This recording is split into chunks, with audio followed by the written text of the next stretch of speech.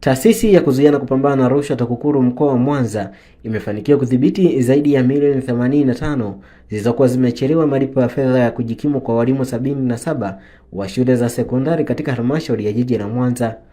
Akizungumza leo na waandishi wa habari jijini Mwanza, mkurugenzi wa TAKUKURU mkoa wa Mwanza Abneli Mganga amesema fedha hizo zilicheleweshwa kwenye akaunti ya mkurugenzi wa halmashauri, tofauti na utaratibu unaotaka fedha hizo zilipwe moja kwa moja kwa walimu walionufaika mara baada ya serikali kuzitoa.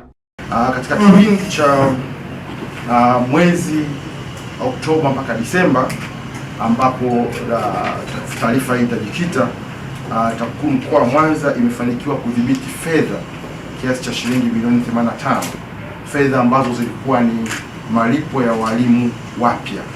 Kama mtakumbuka, serikali hivi karibuni iliajiri walimu wapya wa shule za sekondari. Kwa hiyo katika kipindi hicho walimu ambao walikuwa wamepangwa katika halmashauri mbalimbali za mkoa wa Mwanza ikiwemo jiji la Mwanza, jumla walimu 77 walicheleweshwa malipo yao ya kujikimu. Kwa hiyo yaliibuka malalamiko mengi na kuonekana kama fedha zile pengine zimeliwa. Sasa TAKUKURU iliingilia kati na kuwezesha fedha hizo zote kupatikana na kisha kulipwa kwa walimu hawa. Kumbuka kwamba walimu walicheleweshwa fedha hizo kwa zaidi ya miezi 6. Kwa hiyo kidogo ilikuwa ileta sintofahamu, lakini kwa intervention ya TAKUKURU kazi hii ilifanyika na walimu wote walipwa fedha zao. Msingi fedha ilicheleweshwa kwenye akaunti ya mkurugenzi. Yaani baada ya kuwa serikali imetoa, itakiwa fedha ile ilipwe moja kwa moja. Sasa kwa kuwa hakuwa na vitendo vya rushwa, isipokuwa hata ofisi ya mkurugenzi kuna ucheleweshaji ambao inawezekana haukuwa wa vitendo vya rushwa kwa kweli. Haikuwa rushwa pase ya kuchukua hatua za kisheria. Hakuwa na ushahidi wa kwamba labda fedha hiyo iliibwa au ilihamishwa kufanya majukumu mengine. Ni fedha tulifua kwenye akaunti ikacheleweshwa. Kwa hiyo hatua tulizochukua sisi ni hizo za kufanya uchambuzi wa mfumo na kudhibiti fedha hizo. Pengine ucheleweshwaji ule ungeweza kuleta kero zaidi ama kuleta changamoto nyingine ambayo ingesababisha vitendo vya rushwa. Kwa hiyo baada ya intervention fedha hizo zilipo kwa wakati na tatizo likaimaisha na malalamiko yakaisha kabisa.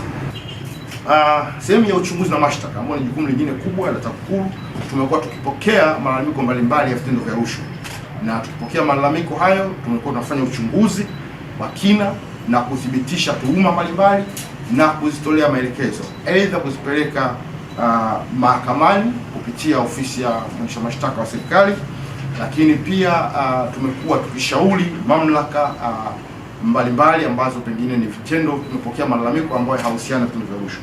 Kwa katika kipindi kama hicho cha Oktoba mpaka Disemba 2025 tulifanikiwa kupokea taarifa 59. Katika taarifa 59, taarifa 24 zilihusiana na vitendo vya rushwa na taarifa 35 zilikuwa ni za vitendo ambavyo havikuwa vya rushwa.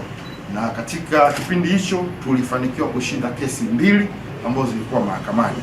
Aidha, taarifa zinazohusu vitendo ambavyo ni vya rushwa zimefunguliwa majarada ya uchunguzi na uchunguzi katika hatua mbalimbali. Kipindi hicho pia tulifungua kesi nyingine mpya 4, lakini pia kulikuwa na kesi nyingine 9 ambazo zilikuwa zinaendelea mahakamani. Mikakati ya robo ya 3 ambayo ni Januari mpaka Machi 2026. Katika kipindi hiki ambacho tayari tumekwishaanza robo ya 3, TAKUKURU imekuwa na mikakati ya kufanikisha mapambano dhidi ya rushwa kwa kuzuia vitendo vya rushwa, ambapo tumekuwa tunatoa elimu na tunaendelea kutoa elimu kuhakikisha wananchi wote na wadau wanafahamu namna ya kupambana na rushwa.